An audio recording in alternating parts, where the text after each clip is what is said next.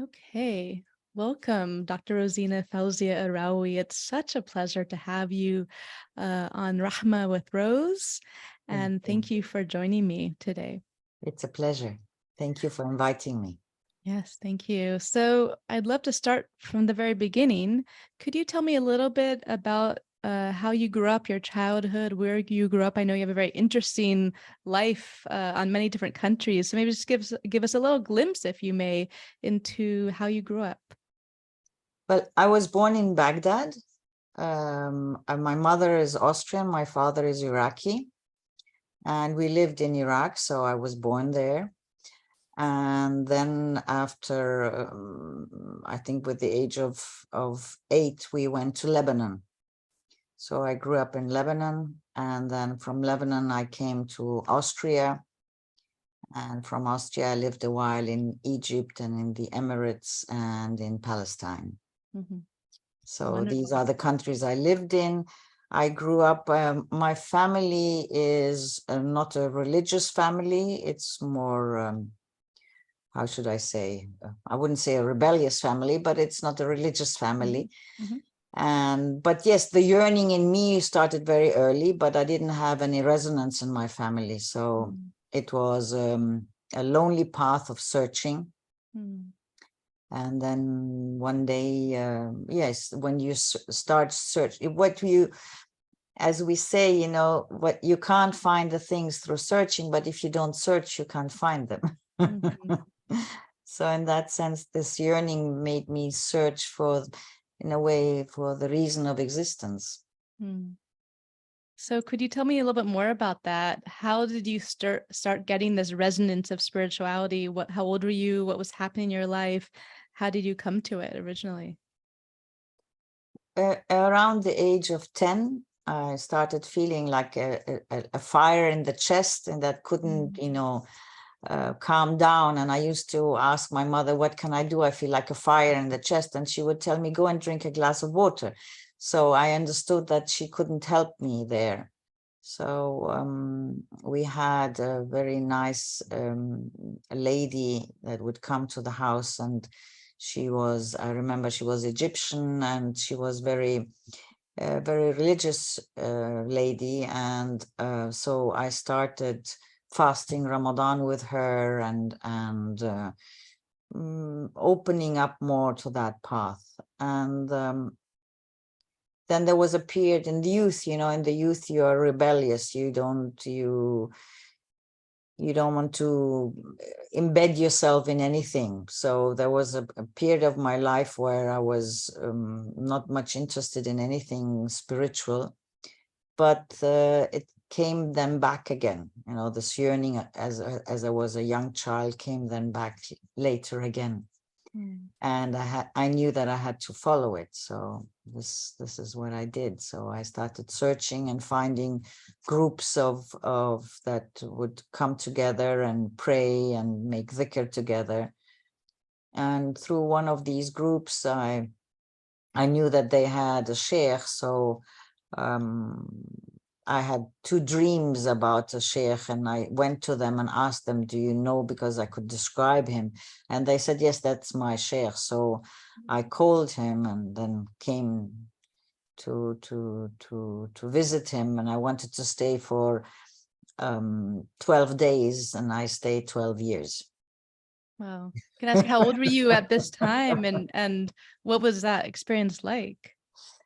And I was 25, Mm. I guess, yeah, around 25. And yes, it was a decision, I couldn't do anything else but follow that call. And so I went there, and I really stayed for 12 years, yes, Mm. to the shock of And my parents. and what were you doing in this community? What was going on for the Well, years? well, at the beginning, what you do is actually to get to know your nafs more, and to get to know your character more, and it's like being put into the fire to be purified. So it's not an easy path at the beginning. and it's not something that is pleasant or not always pleasant. And so I always had in my mind a packed bag behind the door Mm. whenever I had the feeling it's too much. But at the same time, I knew I couldn't go. Mhm. So yeah, they were very intensive 12 years. And then I also married the son of the sheikh. So I was in the house there and got my children there. And then Mm. after 12 years, we came to Austria. That's where I'm living now, because of the circumstances, the political circumstances in Jerusalem. And yes, and so I became a teacher here. Mm. So I Beautiful. travel around and all over the world and teach the the mystical path of Islam, or the Mm. path of compassion and mercy of Islam. Mm. It's a school. Mhm. Well, could you tell us a little bit more about when you say there's very hard parts? A lot of people listening to this podcast might not know what you mean. There was hard parts of exploring the ego of your character. Could you give us a little bit of idea what that feels or looks like in practicality? Well, when we are born, our soul comes into the body, and part of the soul is separated and is connected to the free will. This Mm-hmm. is what Allah has given us. He has given us a free will to choose. And so we are born into a family, into a culture, and we are socialized. And with time, we identify ourselves with that part that is connected to our free will, to our mind, and to our senses. And we forget the true self that we are. And we develop methods of how we think we are secure and can survive. Mm-hmm. And these methods are often connected to characteristics that are not always positive, Mm-hmm. because it's me. I want to protect myself. I want to fulfill my wishes, my dreams. I want to take away from others if necessary for my own survival and security. And one identifies oneself with this busyness of surviving in this world, that you forget your true part, the one that is connected with eternity, that is connected with Allah. And a spiritual path is to remind you. That's why you say dhikr. Dhikr is remembering and reminding yourself of your true self and why you are here. What is the meaning of your existence? It's actually answering or finding answers to the essential questions of existence. Where do I come from? Why am I here? Where do I go to? Mm-hmm. And yes, I think spirituality is essential for us human beings. Mm-hmm. So what I'm hearing is that when you're on this path of knowing yourself, sometimes you come up to yourself and it's not always comfortable Yes, in this exactly. confrontation, right? Who wants to confront their own ego, right? Yes, you do it at the end, out of love for Allah. Mm. So you transform, you actually thank Allah for the negative qualities that He has given you, so that you are willing for your love for Him to transform them and come closer to Him by that. Beautiful. Beautiful. So I first got to know you through the English translation, I think, of your German work. In English is called The Call of Allah, a Companion to the Holy Month of Ramadan. That came out 2021 in English. And I remember getting a copy of it before Ramadan because I was like, this looks like the book I need for Ramadan. And it was COVID. So most of us were home and having a very unsocial Ramadan that was very inwards. And when I connected with your book, it was such a different way of connecting with Ramadan than other teachers, than other scholars out there talking about Ramadan and how we should practice Ramadan. It was much more deeply healing book rather than just about ritual and dogma. So what I learned about this book is that you are also teaching about this healing path in parallel with the spiritual path. I'd love to hear more about that. And you mentioned your school as well, if you can share more about that. Well, when we slowly and gently surrender more and more, because before surrendering, we have to give up things. Mm-hmm. And giving up is never easy for us human beings, but it is the first part of the path. So that then your will can surrender to Allah's will and you are guided by Him. That's a not easy process because we have expectations, we think how things should be. And if they're not there as we hope they will be, we are angry or sad or frustrated or fearful. Mm-hmm. So this is, healing means that I become whole in myself. I am embedded in my surrounding, in my culture, in my society, wherever I am. And I am embedded in something that is greater than me.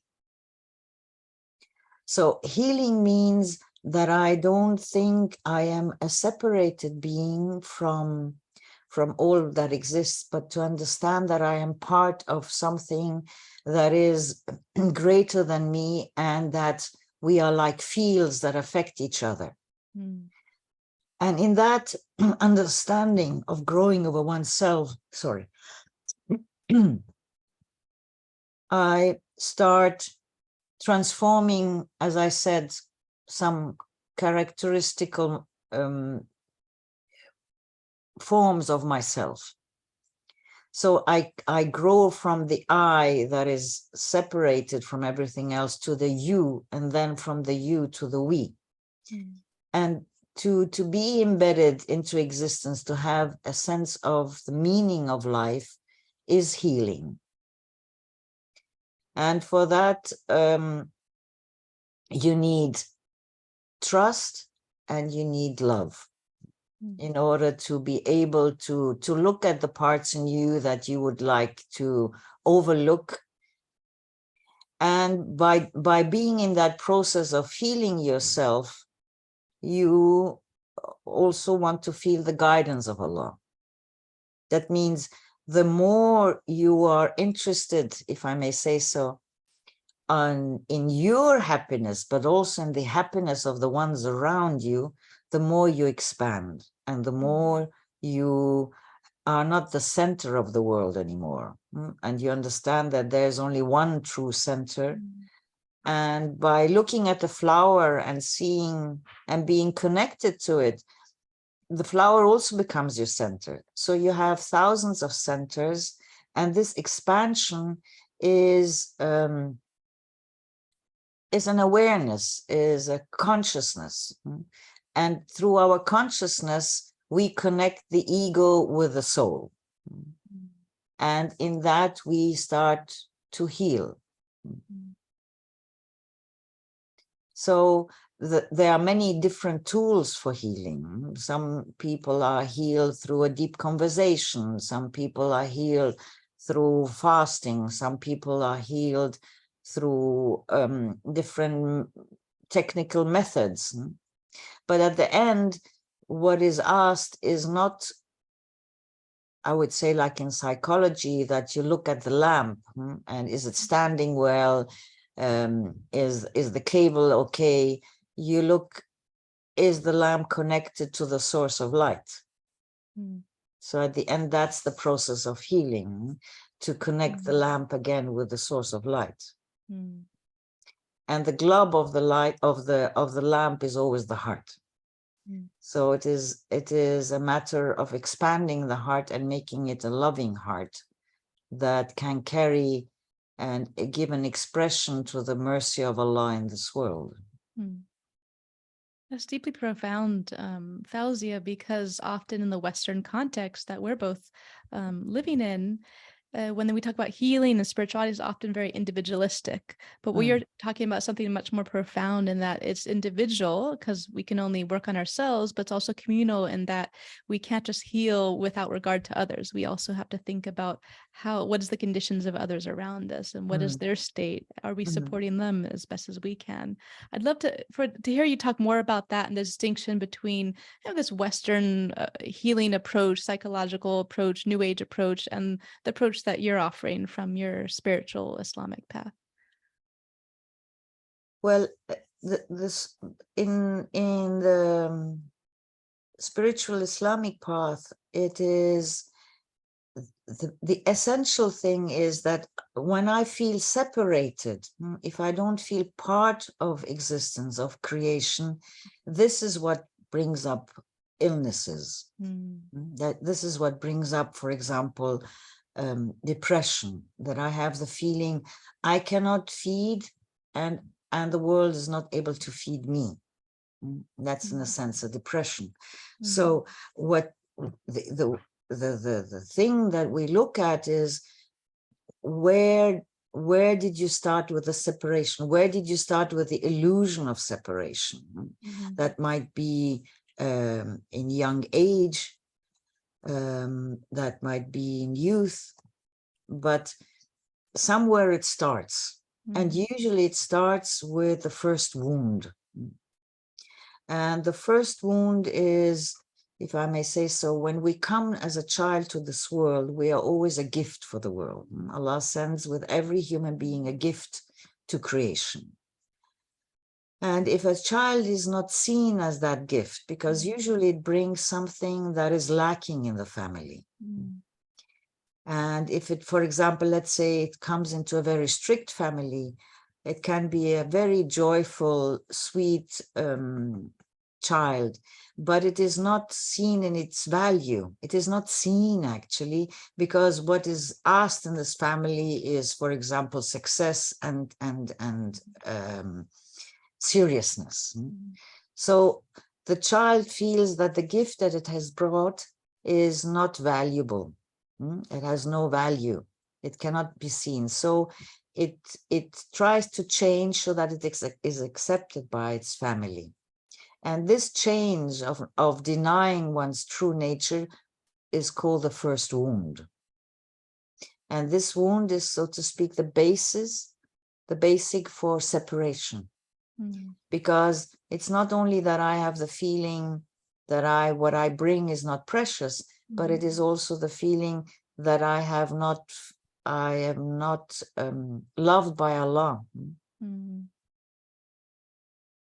So I start separating myself. And to heal that again is essential, so that we accept all parts, because we cannot say, okay, these parts are beautiful, these are negative. No, if you want to become one and holistic, then you have to say all parts are given by Allah. That means they have a reason why I'm being given, why I have the quality of envy, or I have the quality of jealousy or whatever. How can I integrate it? How can I transform them that they are to be used in the appropriate way?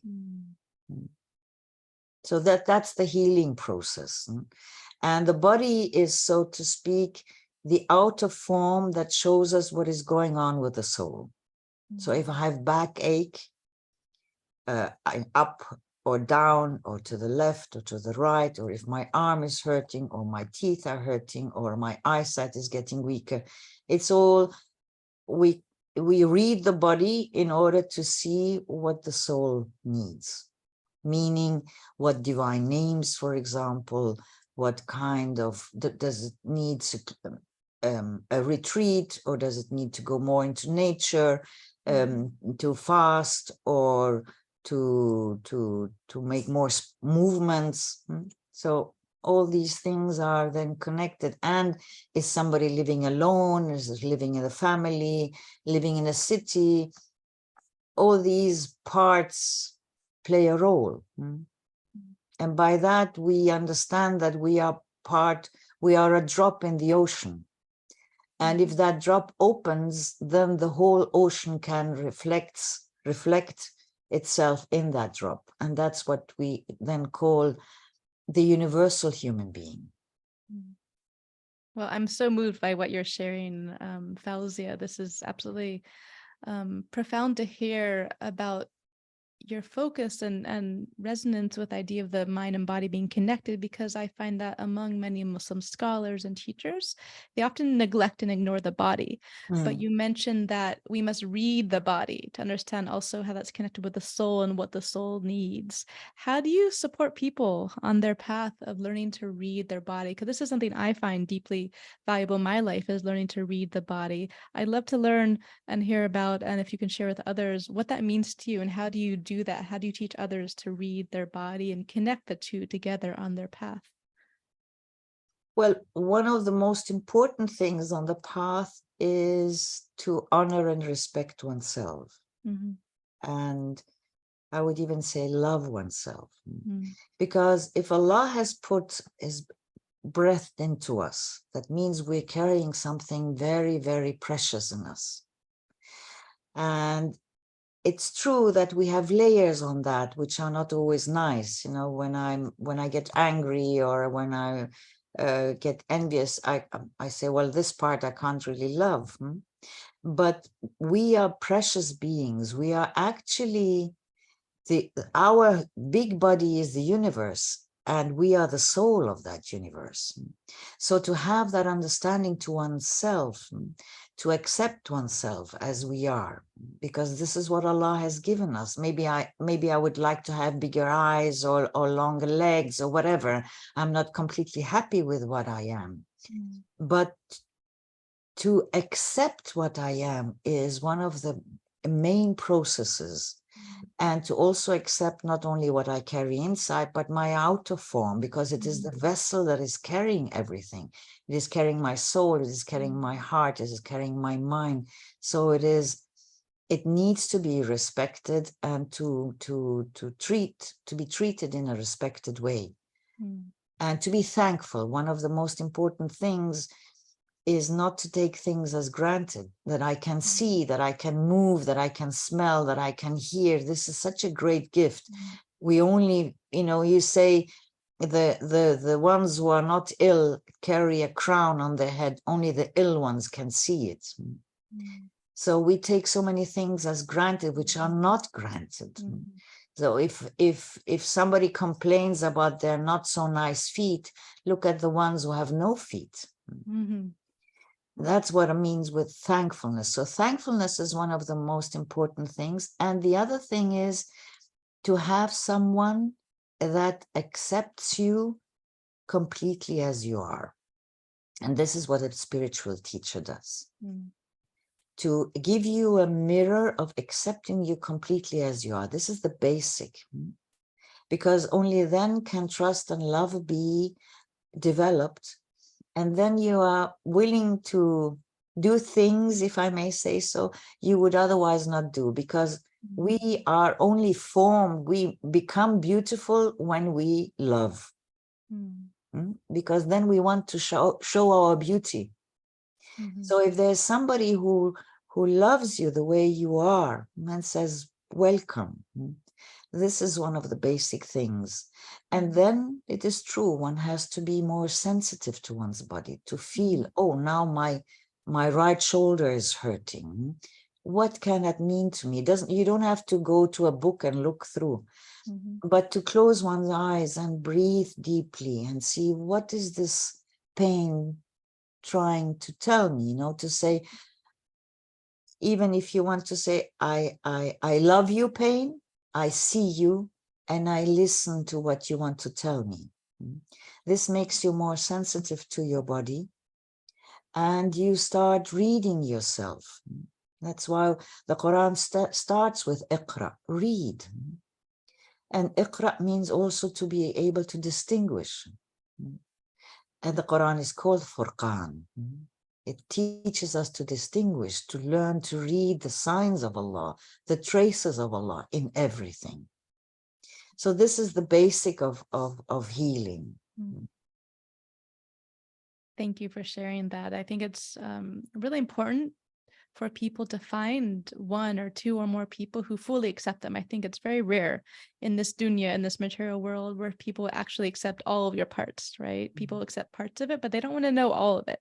So it's a unique experience to be fully accepted. Now, you mentioned some of the tools. You mentioned using the names of Allah, of God.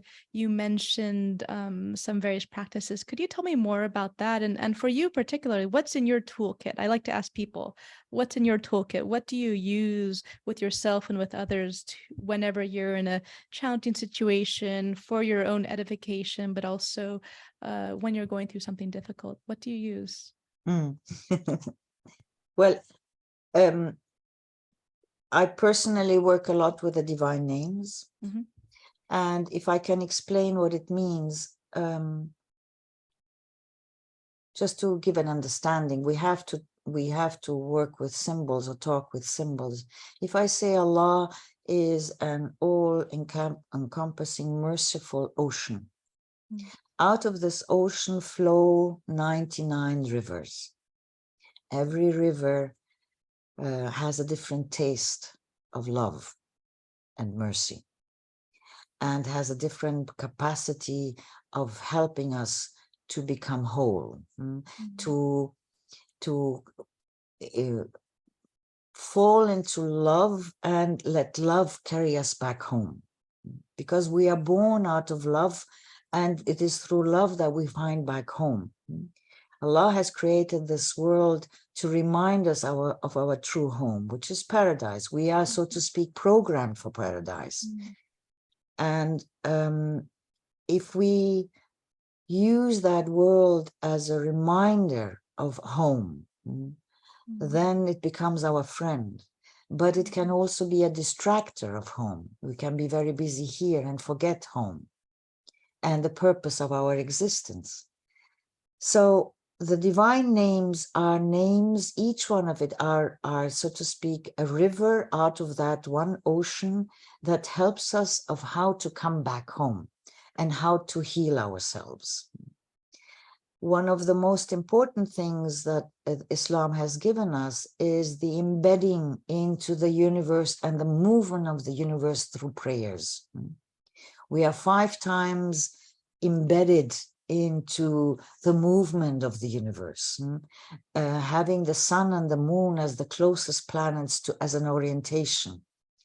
And it is, if I may say so, like a car that goes to the station to fill up. We go with the prayers to fill our hearts with light, to surrender to Allah, to also say for a moment to step out of the world. That's what wudu is. It is stepping out of the world. So wudu is separation. Wudu as in ablutions of the body. Ablution, yes, yes. Ablution is a separation from the world, and salah, which means connection. We usually translate it with prayer, but it is connection, so that we can connect with Allah, we can connect with our deeper existence. This is one of the most important things, the 5 times prayers. And what is also important is to have the prayers and the meditation on Fajr time, and to have them in the night. Fajr being the pre-dawn prayers. Yes, the pre-dawn prayers and the night prayers. Yeah. So there are 2 points where I retreat and go into a deeper dialogue with my true self, and in that sense, definitely with Allah.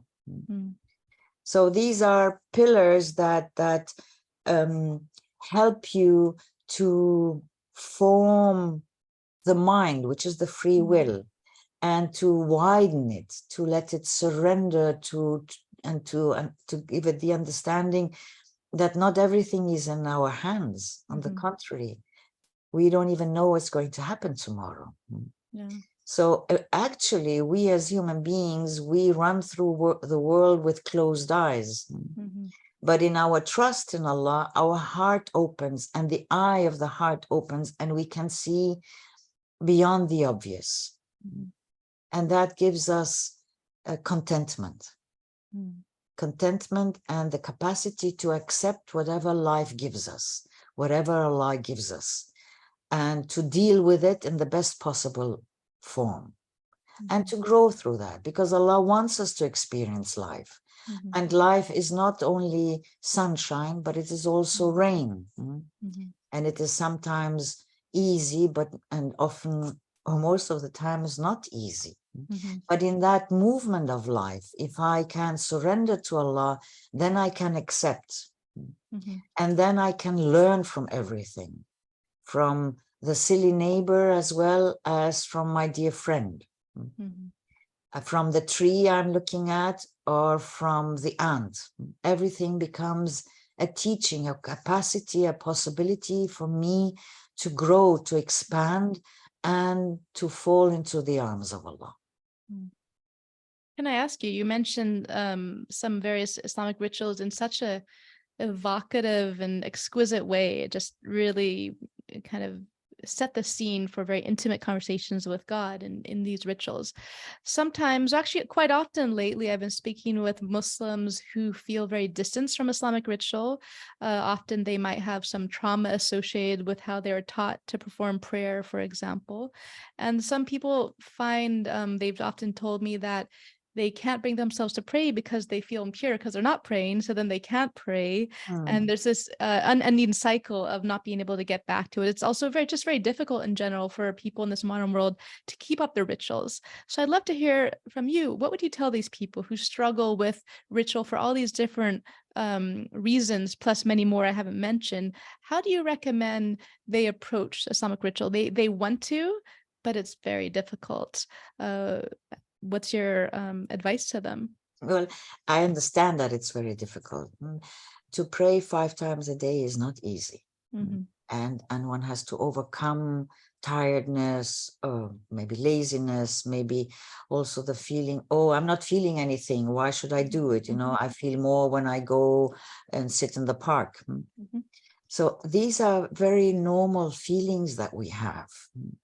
And it is true, when there is something we have to overcome.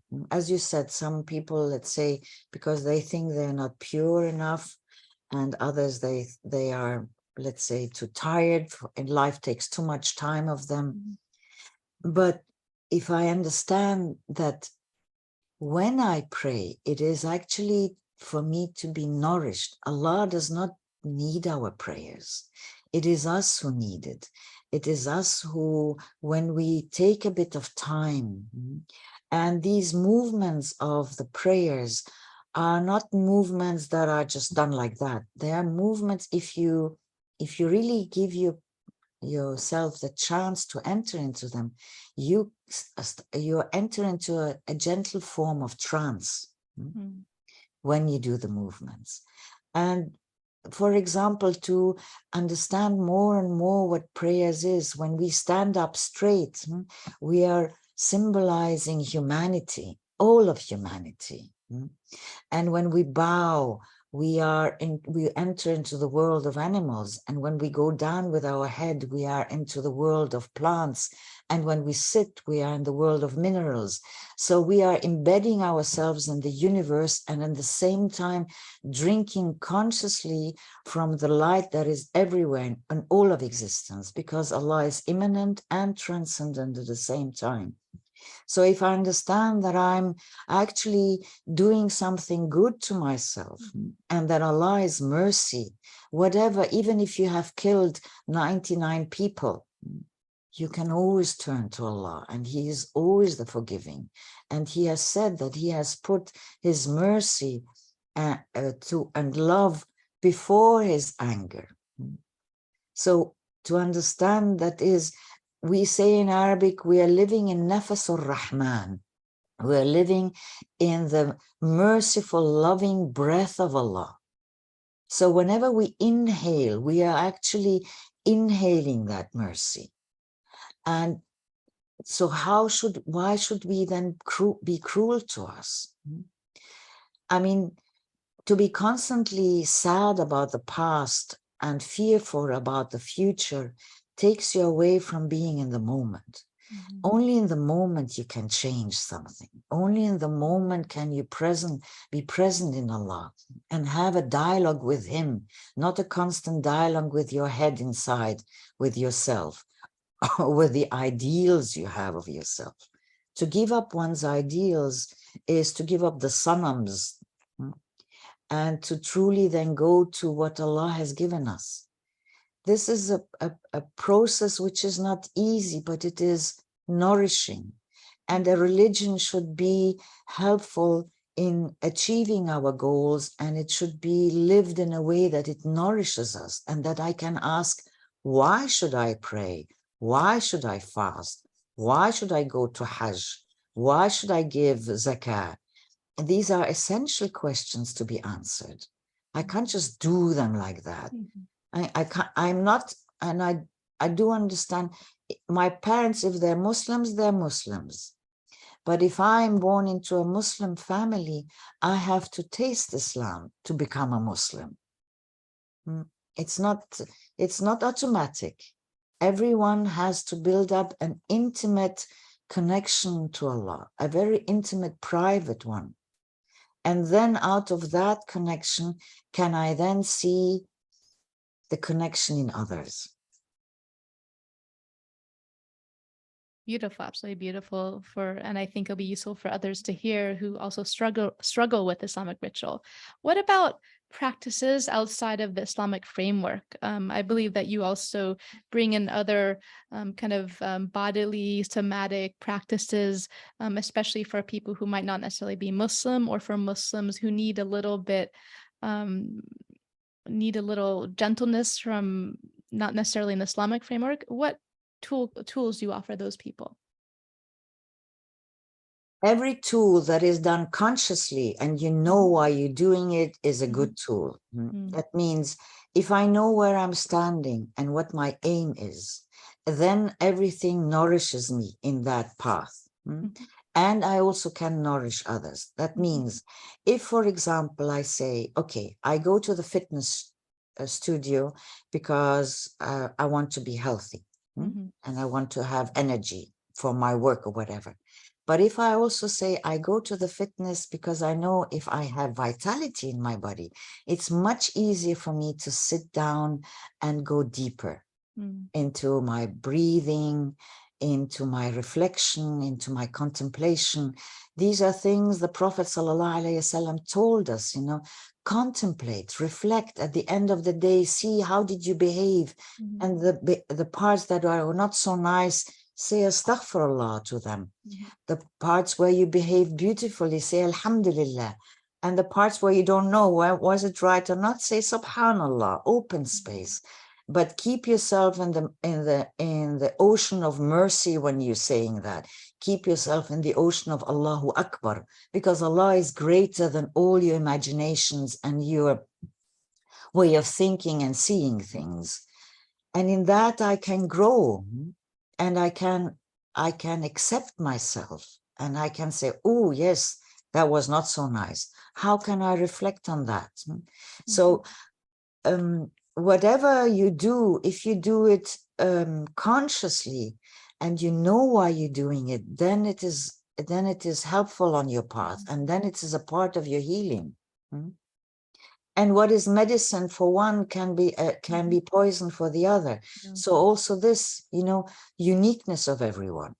And Allah has given us a framework of things we should not do. We should not kill, we should not steal, we should not lie, at least try not to lie. So all these things, Allah has given us the rules of what to do.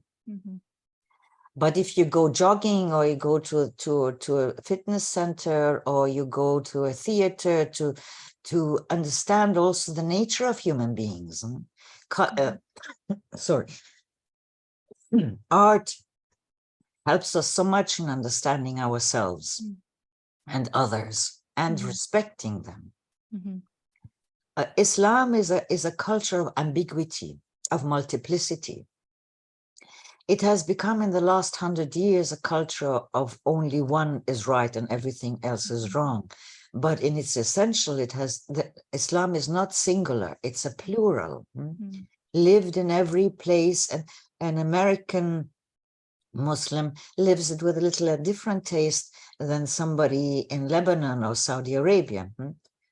And to learn from each other. We don't have to be afraid of each other. We can learn from each other, even from other cultures. Even if I go and listen to the wisdom of the Buddhists, for example, why not learn, expand? Does not everything come from Allah? But also understand the framework, because we have been given a frame. In that frame stay. But how you connect and how you bring things together, we have a very vast and beautiful Islam. Thank you. How do you recommend or advise Muslims who seek to explore the world and all of its beauty with this framework? How do they know when they've gone outside, or how do they know if they've transgressed it or not, for people who are on this path? To travel is one of the most important ways of getting to know oneself. Because every nation you visit shows you another part of freedom. And you are in a different context, and that's why you can see yourself differently. So traveling and meeting other people is one of the important things to do in life. And to also see the beauty of this world, because if I see the beauty of the world, then I also want to protect it, because we have responsibility towards nature, as we have responsibility towards ourselves. To see the framework, well, there you need, we have the Quran as the one that tells us, and we have the Sunnah that tells us what is appropriate or not. And there are many things that are very clear and other things that are grayish. The grayish parts are always dangerous in a way. Try to stay with the clear parts. And try not to enter into the grayish parts, generally speaking. And try not to make little things big and big things small, because we often tend to do that. And yes, we are in a world that is taking away all our values. Everything is relative. And if everything becomes relative, what is then true? So for that, we need religion, but we need a spiritual religion, because religion without spirituality is dangerous, but life without spirituality is also dangerous, very generally speaking. So if you are somebody who does not believe, if you're an atheist, there's also some ethical forms that we all need.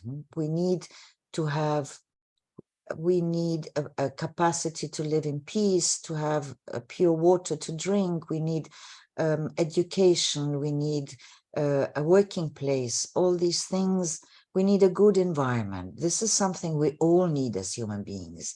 And every human being prefers to be treated kindly than being treated rude. So we have basic things that we have with everyone in life. But as a Muslim, I want to come closer to Allah. So there are specific rules that I need to follow to come closer, because the nafs is always has a tendency to find excuses. But if we, for example, there's a situation and there comes a spontaneous answer that comes from the deep, in 1 second, it is there. And then after it comes the nafs. For example, you come in the morning and I didn't sleep well, and you greet me and I'm very grumpy to you. Deep down, I know that's not correct.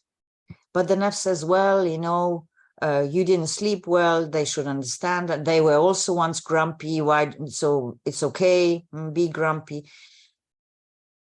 If we become sensitive, for more conscious of our thoughts and more conscious of our body, being sensitive to the body, then we realize when the first impulse of light comes, because we are deep, loving, peaceful, kind beings in our essence. We human beings are such kind beings. But when we come into danger, when we have the feeling we have to protect ourselves, when we have the feeling we're not getting enough, when we have the feeling the world is a danger, then we can become very lower than animals in our behavior. Yes. Yes, all very true. And thank you for sharing. I think this will be of use for people who are on this path, but questioning and don't quite know where they fit. So thank you. One more question. When you, in your life, could you maybe perhaps talk about one difficult circumstance you've been through, one difficult experience you faced in your life, and what was it and how did you work through it? Well, I went in my, I'm an old lady by now, so I have lived a lot, many years on this world. Yeah, so if you wouldn't already, mind giving us one example, because I think a lot of people are listening, they go through difficulties and we don't always know the best direction. So it'd be yeah. inspirational to hear how you've worked through one of your challenges. Well, for example, I once had a situation with a friend, and we had a quarrel or a misunderstanding, if you want. And this friend of mine went and told everybody in a way that it was my fault. So she put the picture in a way that I was the one who was doing the wrong things and she was the victim. And it was not true in that sense. First of all, whenever two are involved, one always knows that, you know, both parts play a role. But in that, she played the bigger role. Now, that was a fact. And so my reputation was really affected by, you know, what people were saying, because due to what she was saying. And I knew I did not have there would not be any sense in me trying to explain and to change that. So the only thing I said to myself is, Allah, you know how the situation is. You know how I behaved. And I know I cannot show it to the human beings, but you know, and this is for me essential, that you know what I did in that situation. And if you see that I have behaved myself well, then give me the thankfulness for that in either here or in the thereafter, because I cannot change the outer situation. And many years later, the situation came out and it was clarified. So having that trust and knowing that Allah sees everything and that having that patience gave me a deep understanding of one does not always have to defend. Yes, there are situations where one has to defend, but there are also situations when you can't, to turn to Allah and say, you are my wakil, you are the one atawakkalu alayh, you are the one I rely upon, you are the one who is just, you are the haqq, you are the all embracing reality. So in that sense, sometimes it's important to act and sometimes it's important to be in the quality of patience. Yeah, beautiful life lesson. Thank you for sharing. As we wrap up, I'd love to ask you to share with the listeners, what are some pearls of wisdom you'd like to leave them with? Some things that you've learned from over the duration of your life that you think others would benefit from hearing? Well, I think one of the most important things in life is to understand that I cannot always control what will happen, or at least almost never control what happens, what is going to happen, what is going to come. But what I can do is to look, how am I reacting? How am I dealing with what is coming? And if I see everything that is coming as a gift, and gifts from Allah are not always easy gifts. Many of them are challenges. But if I say Allah has given me this gift so that I can grow, and that Allah never gives me more than I can carry. La yukallifu Allahu nafsan illa wus'aha. He doesn't give you more than you can carry. if I add things by saying, oh, I'm a victim and so on, yes, then I make it even heavier. But if I don't say, oh, what is Allah doing to me? But if I say, what is Allah doing through me? Then I become embedded. Then I say, if I stand up for the rights of women, for example, because they're not treated, I'm not only doing it for myself.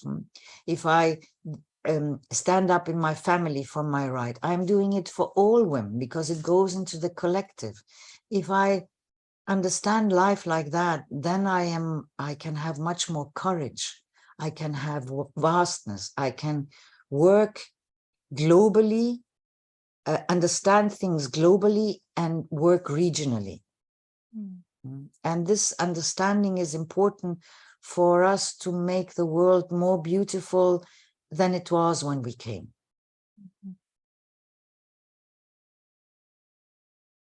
Thank you for sharing. It's been an honor to have you here.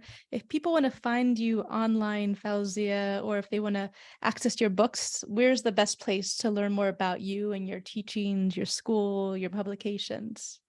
Well, we have a website called House of Peace, and there are programs there.